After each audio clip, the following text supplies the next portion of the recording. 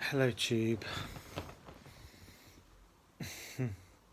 Your natural state is to enjoy your own company.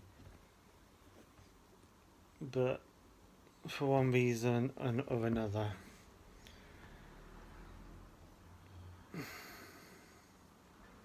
either the tribe, either the pain, whatever the reason, one reason or another, you struggle to enjoy your own company.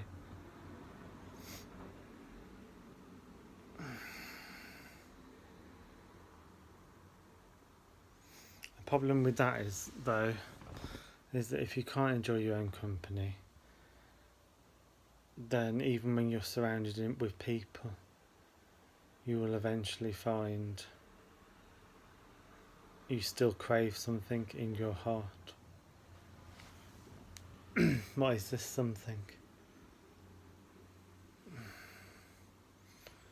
The ability to confront your own phobias, your own fears, your own attachments, your own discontent. It can never be satisfied by following other people.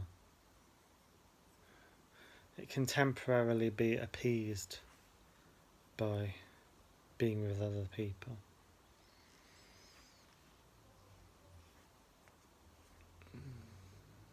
And it's good to be around other people. It's good for the soul. It's good for...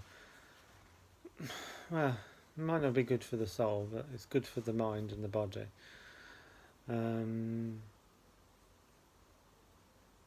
But for the soul, it's not really that good for the soul. The soul craves the company of its own source, which is God. So, the soul source, the source of everything, which is God, that is what the soul craves.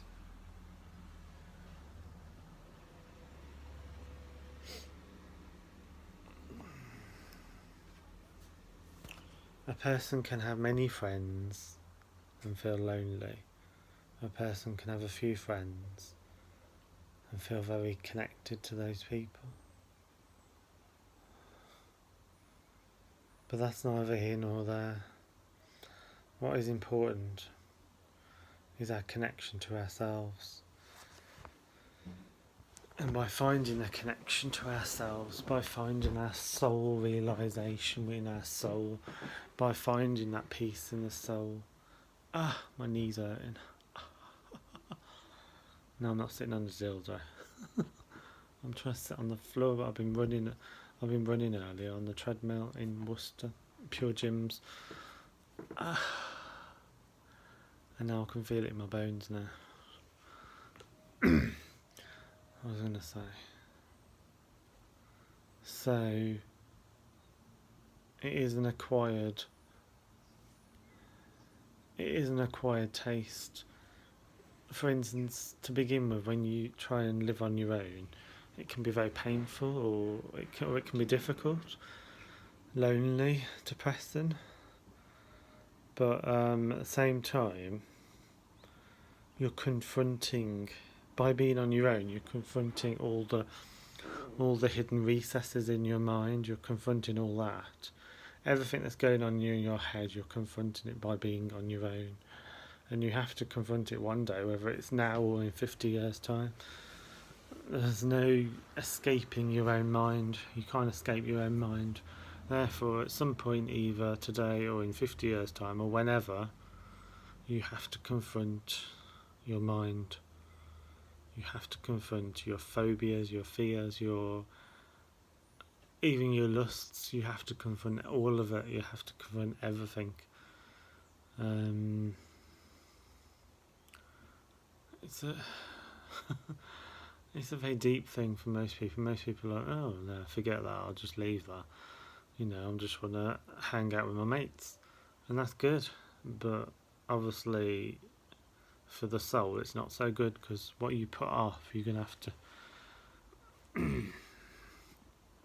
Whatever you delay, you're still going to have to sort out at some point. No matter how much you delay it, you're going to have to. See, I'm a realist. People who meditate, they're realists. They recognise the problem, which is the disconnection from the individual soul, from the universal soul. That is where all the problems come from. Meditation people are realists. They accept the world as it is and try to focus away of not just enjoying the moment, but also accepting every moment as it comes and not trying to hide from any particular moment. People who crave company all the time tend to be hiding from something, or they have something going on in their head which they want to hide from themselves. They don't want to confront. I'm not talking about cheating. It could be anything. It could be some kind of anxiety that they've had. It could be some kind of. It could be anything. But the problem is that it needs to be confronted sooner or later, because it will just keep coming back. Oh, I think I need to get another meditation bench. So, what is the answer?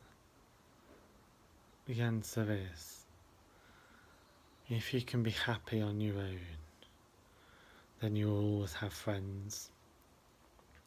Because at the end of the day, friends are attracted. Hang on,